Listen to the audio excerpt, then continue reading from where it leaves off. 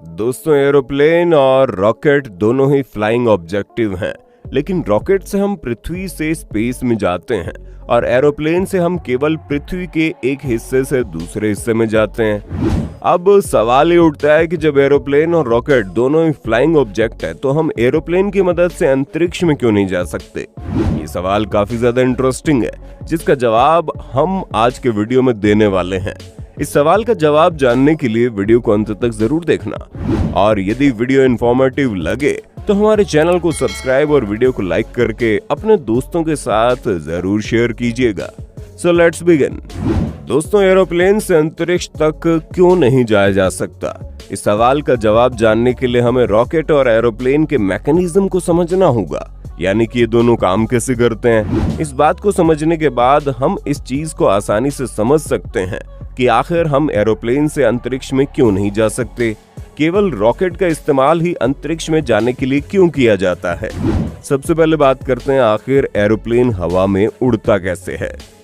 दोस्तों, एरोप्लेन को हवा में उड़ने के लिए 4 बल काम में लिए जाते हैं, जिनमें से पहला होता है थ्रस्ट, दूसरा ड्रैग, तीसरा वेट और चौथा लिफ्ट। इन चारों बलों के द्वारा ही एरोप्लेन हवा में उड़ता है। एरोप्लेन की विंग में लगे इंजन सामने से आने वाली हवा को कंप्रेस करके पीछे की ओर धकेलते हैं, जिससे थ्रस्ट पैदा होती है, जो एरोप्लेन को आगे बढ़ने में मदद करती है। ड्रैग घर्षण बल होता है, जो एरोप्लेन को आगे बढ़ने में अवरोध पैदा करता है, लेकिन एरोप्लेन के इंजन के द्वारा पैदा किए जाने वाला थ्रस्ट ड्रैग बल से अधिक होता है, इसलिए एरोप्लेन आसानी से आगे बढ़ जाता है। यानी कि थ्रस्ट बल ड्रैग वालों को बैलेंस कर देता है। एरोप्लेन की वेट के कारण उसमें गुरुत्वाकर्षण बल लगता है, जो उसे नीचे की ओर खींचता है। इसे बैलेंस करने के लिए लिफ्ट बल कार्य करता है। एरोप्लेन के विंग को थोड़ा तिरछा कर दिया जाता है, जिसके कारण जब एरोप्लेन आगे बढ़ता है तो विंग के ऊपर की हवा तेज स्पीड से और नीचे की हवा कम स्पीड से गुजरती है। इसी के कारण विंग के ऊपर हवा का दबाव विंग के नीचे की तुलना में कम होता है, जिससे एरोप्लेन ऊपर उठने लगता है। इस तरह लिफ्ट बल एरोप्लेन के वेट को बैलेंस कर देता है। इस प्रकार से एरोप्लेन हवा में उड़ता है। अधिकांश एरोप्लेन लगभग 45,000 फीट की ऊंचाई तक उड़ते हैं और कुछ 51,000 फीट की ऊंचाई तक भी उड़ जाते हैं। ये इनका अधिकतम एल्टीट्यूड होता है। अब एरोप्लेन इस ऊंचाई से और ऊपर क्यों नहीं जा सकता? इस बारे में हम आपको बता दें कि इस निर्धारित ऊंचाई से ऊपर जाने पर हवा का घनत्व यानी डेंसिटी लगातार कम होती जाती है। यानी ऊपर जाने पर हवा की परतें लगातार पतली होती जाती हैं और वहां बहुत ही कम मात्रा में ऑक्सीजन उपलब्ध होती है। और एरोप्लेन में लगी इंजन को फ्यूल को बर्न करने के लिए ऑक्सीजन की आवश्यकता होती है, जो उसे इसी 45,000 से लेकर 51,000 फीट की ऊंचाई तक आसानी से मिल जाती है। लेकिन इसके ऊपर जाने पर ऑक्सीजन की मात्रा कम होने पर एरोप्लेन का इंजन सही तरीके से काम नहीं कर पाता। इसके कारण एरोप्लेन इससे और अधिक ऊंचाई पर नहीं जा सकते। तो अब सवाल आता है कि आखिर रॉकेट कैसे पृथ्वी से अंतरिक्ष तक जा सकते हैं? क्योंकि रॉकेट के अंदर भी ईंधन ही होता है और एरोप्लेन के अंदर भी ईंधन होता है। दोस्तों, दरअसल रॉकेट के अंदर ईंधन को जलाने के लिए ऑक्सीजन पहले से ही मौजूद होती है। यानी कि रॉकेट वायुमंडल की ऑक्सीजन पर किसी भी प्रकार से निर्भर नहीं रहता, क्योंकि इसके अंदर ऑक्सीजन के सिलेंडर रखे होते हैं, जो इसकी भी बर्न करने के लिए सहायता करते हुए जाते हैं। रॉकेट को पृथ्वी से बाहर जाने के लिए पृथ्वी के एस्केप वेलोसिटी को पार करना होता है। पृथ्वी से अंतरिक्ष में जाने के लिए किसी भी वस्तु के लिए एस्केप वेलोसिटी 11.2 किलोमीटर प्रति सेकंड होती है। यानी किसी भी चीज को यदि पृथ्वी की कक्षा से बाहर जाना है तो उसे 11.2 किलोमीटर प्रति घंटे की स्पीड से जाना होगा, तभी वो पृथ्वी से बाहर जा पाएगी। रॉकेट अपने साथ जितना ज्यादा पेलोड लेकर जाते हैं, उनके लिए ईंधन की आवश्यकता उतनी ज्यादा बढ़ जाती है।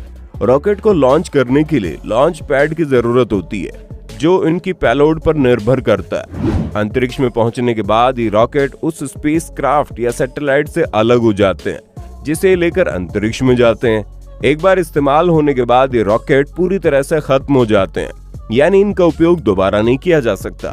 स्पेसक्राफ्ट से अलग होने के बाद ये रॉकेट मलबे के रूप में समुद्र में जाकर गिर जाते हैं। लेकिन एलन मस्क की कंपनी स्पेसएक्स रीयूजेबल रॉकेट बनाने पर काम कर रही है और उन्हें इसमें सफलता भी मिल चुकी है। उनका फैल्कॉन 09 रॉकेट पूरी तरह से रीयूजेबल है तो दोस्तों आपको इस सवाल का जवाब मिल गया होगा कि आखिर हम एरोप्लेन के द्वारा अंतरिक्ष में क्यों नहीं जा सकते। लेकिन क्या आपने ये सोचा यदि एरोप्लेन के द्वारा स्पेस में ट्रैवल किया जाए तो क्या होगा? इस सवाल का जवाब हम आगे देंगे, लेकिन उसके पहले आप हमारे channel the Mystica ocean Hindi को सब्सक्राइब करके बेल आइकन का बटन दबा दीजिए और ऐसे इन्फॉर्मेटिव वीडियो के लिए हमारे चैनल को अपने फ्रेंड्स और फैमिली के साथ शेयर करना मत भूलना, ताकि उन्हें भी ऐसे नॉलेजेबल वीडियो प्रोवाइड हो सके। दोस्तों हाई एल्टीट्यूड में प्लेन को उड़ाने पर ईंधन की खपत बहुत ही कम होती है और ये उतना ही सुरक्षित और आसानी से फ्लाई कर पाता है, क्योंकि वहाँ एयर की डेंसिटी कम होने के कारण इसमें ड्रैग फोर्स बहुत कम लगता है। वैसे तो बहुत ज्यादा एल्टीट्यूड में जाने पर प्लेन के इंजन को फ्यूल को बर्न करने में प्रॉब्लम आएगी, क्योंकि वहाँ पर एयर डेंसिटी कम होने के कारण उसे पर्याप्त मात्रा में ऑक्सीजन नहीं मिल पाएगी। लेकिन क्या होगा यदि हम एरोप्लेन के इंजन में किसी ऐसी टेक्नोलॉजी को इंस्टॉल कर दें जिससे उसे फ्यूल को बर्न करने के लिए हाई एल्टीट्यूड पर भी आसानी से ऑक्सीजन प्राप्त हो जाए? तो क्या इस स्थिति में एरोप्लेन अंतरिक्ष में जा सकता है? तो इसका जवाब है ये अपनी लिमिटेड ऊंचाई को क्रॉस तो कर सकता है, लेकिन उस लाइन को क्रॉस कर पाना नामुमकिन है जिससे वो अंतरिक्ष में एंटर कर जाए। बहुत ज्यादा ऊंचाई पर जाने पर एरोप्लेन के लिए सिचुएशन बहुत ही ज्यादा क्रिटिकल हो जाएगी। एरोप्लेन की बॉडी पर बहुत ही ज्यादा एटमॉस्फेरिक प्रेशर बढ़ जाएगा, जिसे झेल पाना एरोप्लेन के लिए नामुमकिन हो जाएगा और कुछ ही सेकंड में इसके टुकड़े टुकड़े हो जाएंगे। अब यदि हम मान लें कि एरोप्लेन इस प्रेशर से बच भी जाता है, तो क्या वो स्पेस में सरवाइव कर पाएगा? दोस्तों जैसे जैसे एरोप्लेन हाई एल्टीट्यूड में जाता जाएगा उसकी स्पीड भी बढ़ती जाएगी, क्योंकि वहां वायुमंडल बहुत पतला होता है जिससे कि ड्रैग फोर्स बहुत ही कम लगेगा। इस कारण से एरोप्लेन की स्पीड भी बढ़ती जाएगी। लेकिन एरोप्लेन को लिफ्ट फोर्स को बैलेंस करने के लिए उसकी स्पीड को भी एक तय लिमिट के अंदर रखना होता है। जैसे जैसे प्लेन अधिक ऊंचाई में जाएगा, एरोप्लेन की स्पीड साउंड की स्पीड के बराबर हो जाएगी, जो इसके लिए बहुत ही ज्यादा खतरनाक हो सकती है, क्योंकि इस स्पीड पर एरोप्लेन को अपने आप को बैलेंस करने के लिए लिफ्ट बल नहीं मिलेगा, जिसके कारण वो सीधा जाकर जमीन पर ही गिर जाएगा। ऊंचाई बढ़ने के साथ ही तापमान में भी अंदर आने लगता है। पृथ्वी से लगभग 40,000 की फीट ऊंचाई पर तापमान -50 डिग्री के बराबर होता है।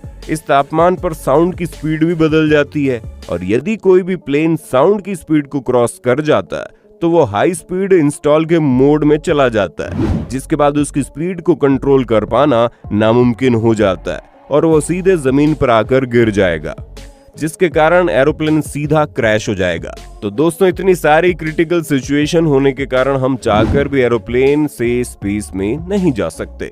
लेकिन टेक्नोलॉजी का कोई भरोसा नहीं है, हो सकता है भविष्य में किसी ऐसी टेक्नोलॉजी का आविष्कार हो जाए जिसके द्वारा हम एरोप्लेन से भी अंतरिक्ष में जाने में सफल हो पाएं।